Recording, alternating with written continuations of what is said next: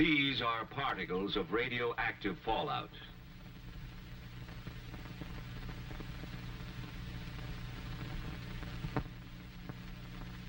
And this is how a single particle looks magnified several hundred times. A radioactive piece of matter from a nuclear explosion.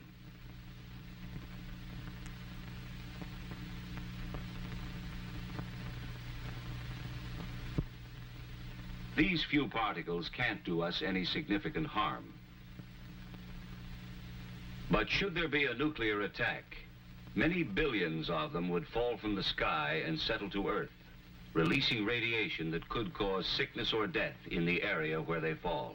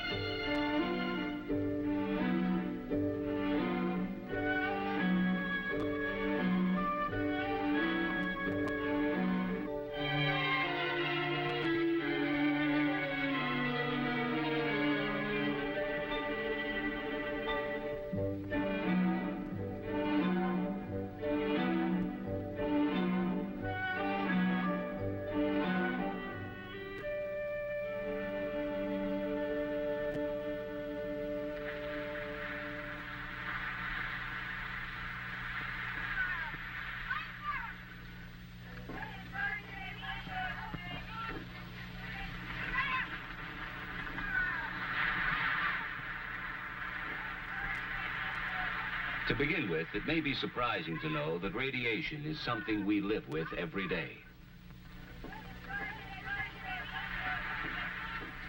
Far back in time, back before there was an Earth, there were flaming fireballs in space. We call them stars. And there are millions upon millions of them.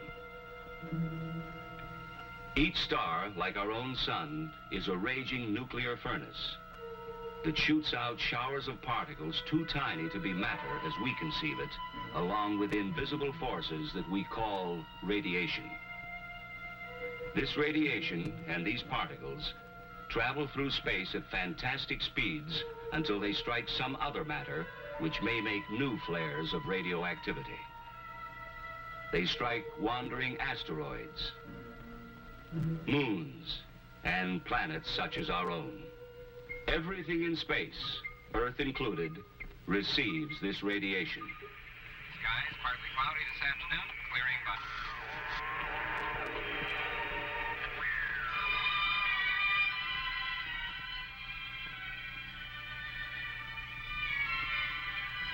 Background radiation is all around us in tiny quantities. Nature even planted unstable atoms deep inside the Earth itself. They decay one by one, here and there, in a barrage of inconceivably small and silent explosions. Each explosion is another spark of radiation. All life on Earth has reached its present form in company with radiation from this naturally occurring radioactivity. Extremely thin, with extremely low-level intensity, it has always been with us. It is nothing new.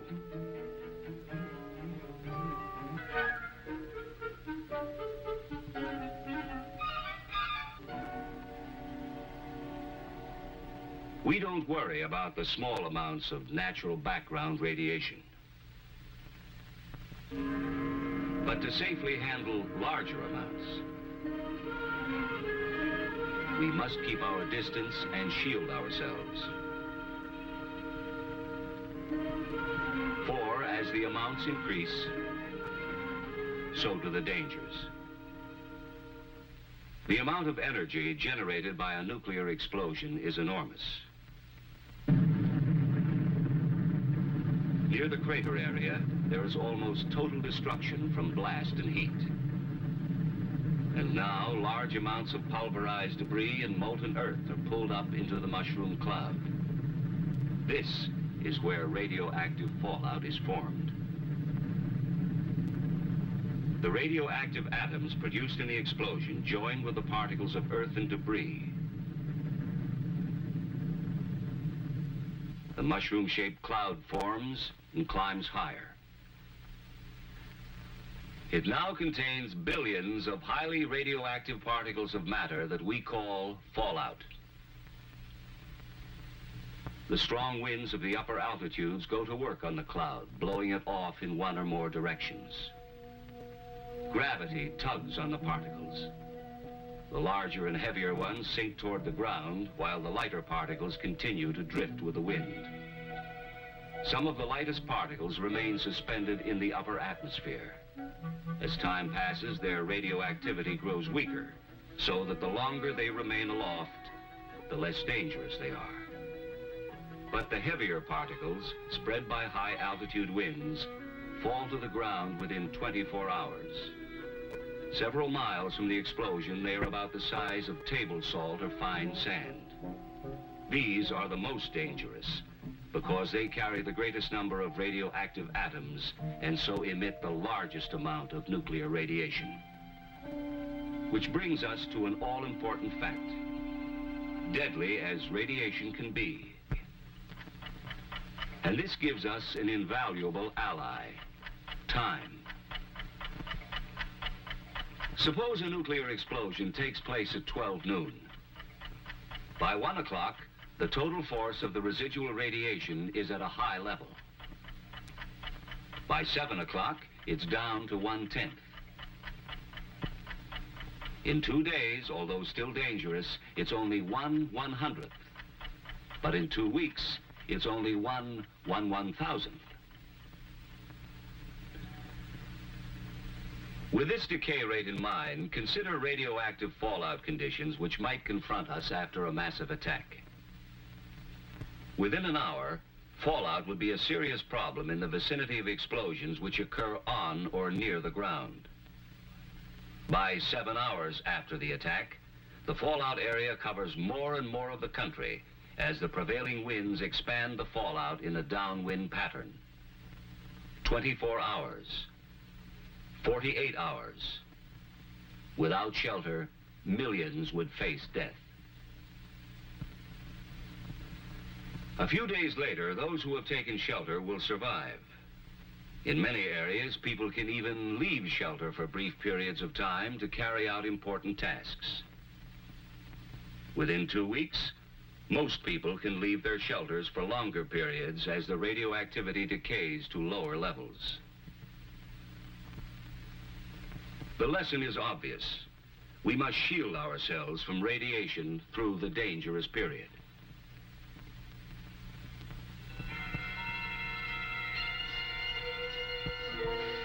To do this, we need more than time. Fortunately, we have another ally: distance.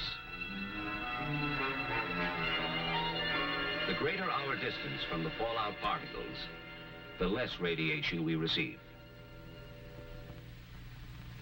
You would receive less radiation in the middle of a tall building than you would receive on the top or bottom floors, because there would be more distance and partitions between you and the source of the radiation, the fallout particles which would cover the roof and the ground around the building. Only an insignificant amount would get inside. And finally, along with decay rate and distance, we have still another and very important ally: mass. When highly radioactive fallout covers our immediate area, we can shield ourselves through the most dangerous period by using the sheer weight of any material.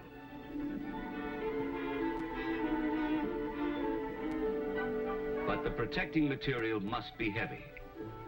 To shield out some 99% of the radiation, you would need about 5.5 feet of wood, or 2 feet of earth, or 1 1/3 feet of concrete, or 1/2 foot of steel. Even though the thickness of these materials varies, they all weigh the same. Taking a house as an example, it offers a small amount of mass and distance from radiation, but not enough protection in an area of heavy fallout. The solution is plain. Fallout shelters are the best defense against nuclear radiation. Whether in a home for a single family, or a large community type in an apartment building, they offer the kind of protection from radiation you would probably need in case of a nuclear attack.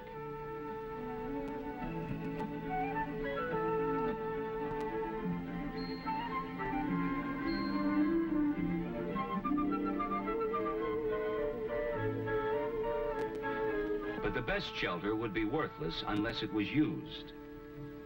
Most people find it hard to understand how silent, invisible rays, which cannot even be felt, could be so damaging. Let's see what happens when radiation penetrates the body and attacks the cells. What is a cell, and what happens when it is attacked? It's a simple organism, which reproduces itself by dividing. Our bodies are made up of millions of cells. They're the building blocks of our blood and tissues. Now, powerful radiation strikes, and cells are injured or destroyed. If radiation stops before the accumulated dose is too great, almost all of the damage eventually will be repaired. If radiation continues, there are some cells less able to function at top efficiency. Should the body fall behind in its recovery, severe illness or death could result.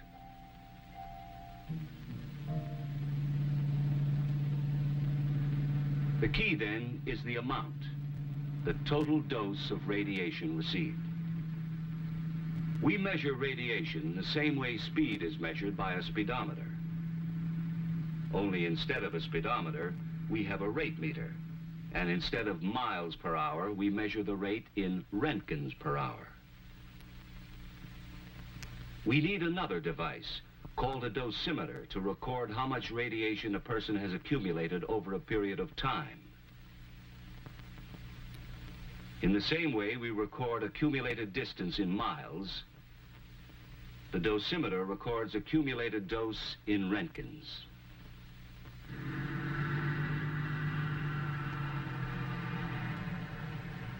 With this in mind, let's return to background radiation. In an average lifetime, a person might expect to accumulate about 10 Roentgens from his natural environment. Not enough to affect his health.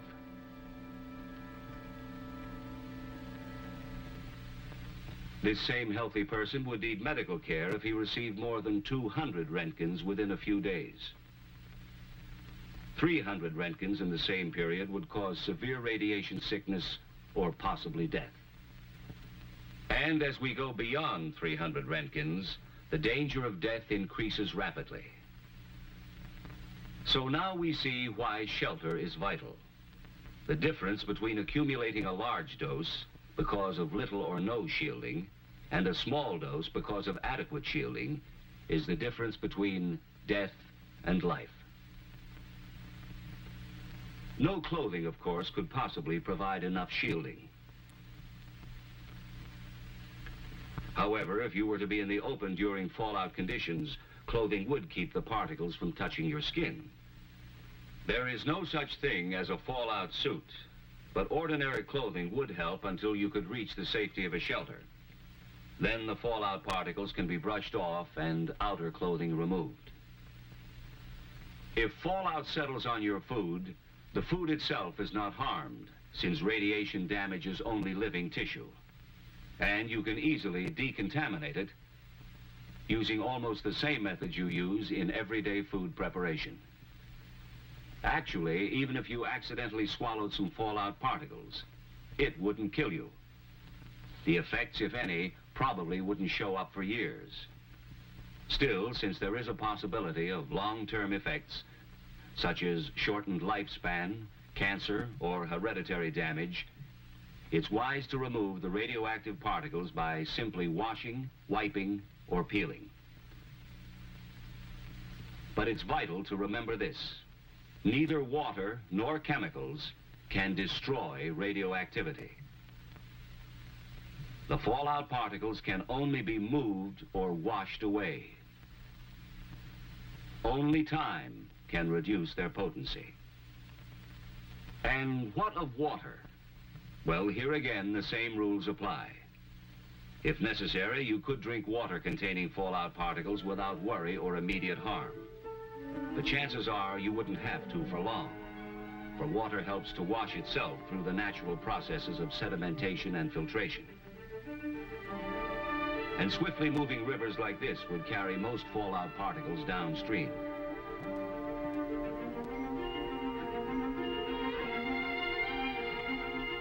In still waters, most particles would settle quickly to the bottom.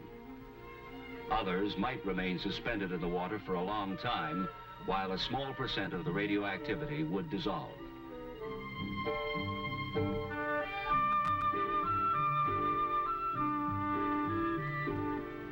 The normal processing of a water treatment plant would make it safe to drink. And water coming from a covered well would be safe from radioactive contamination. There is no problem with breathing, for air is not contaminated once the fallout is on the ground. Fallout is not a poison gas.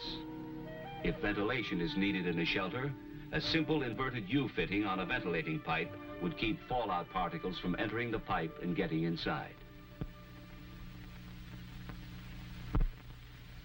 Of course, surviving a nuclear attack means more than just waiting in a shelter for radioactivity to decay to safe levels. Survival, reconstruction, and recovery would involve decontamination in many areas. A very difficult job. Unit 8 at Elman Morse. Dose rate 15 Roentgens per hour. Okay, Unit 8. Fallout would have to be removed from important areas by street sweepers.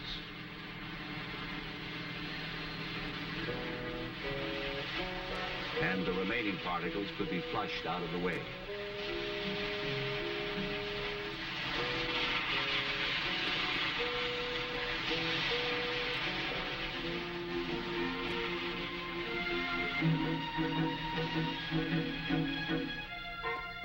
Food would be a problem. After a nuclear attack, we would first use existing food supplies from shelters, markets, and surplus food storage. When fallout had decayed to safe levels, people could begin to work in the fields for limited periods of time. In a few areas, the land would not be suitable for food, but such crops as cotton could be grown.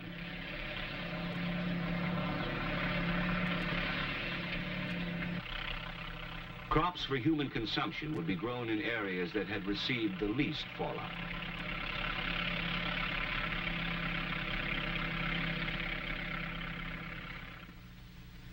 The reason we would be able to grow and eat food planted in this land is that the transfer of radioactivity from soil to plants is extremely low.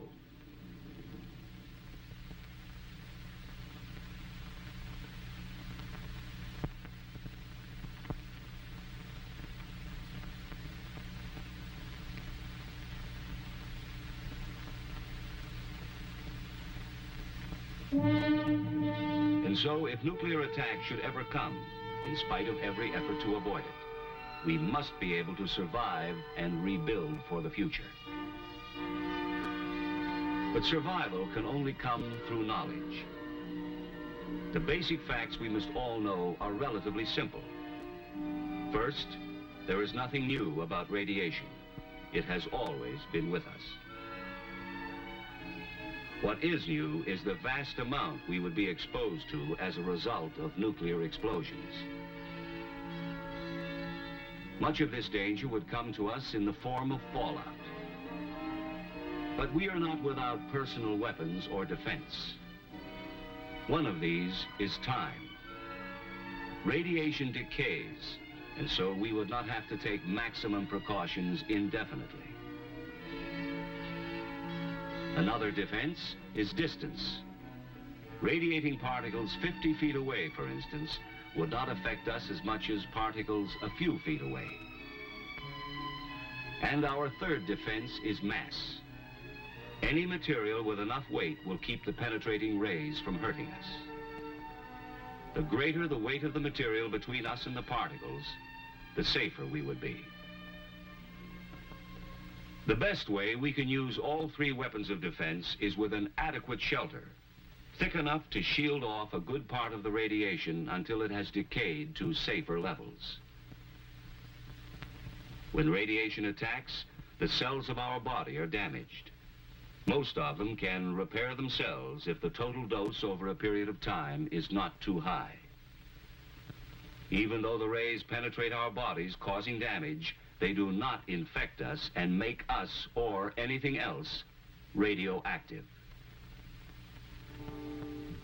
That's why food remains good no matter how much radiation has passed through it. Fallout accidentally swallowed with water or food will do you no immediate harm. But for long-term safety, it's best to wash, wipe, or peel the food and filter the water. Even if you were caught outside under fallout conditions, ordinary clothing would keep the radioactive particles from touching your skin, but you would still need to find shelter quickly. If we remember these facts, if we act on them intelligently, we can increase our chances of surviving nuclear attack. And the key to survival is adequate shelter. That is why the federal government has a nationwide fallout shelter program. The goal is adequate fallout shelter space for every man, woman, and child. And this goal can be reached. For with knowledge of radiation, we can face the facts about fallout, take action to protect ourselves, and learn how to live in the nuclear age.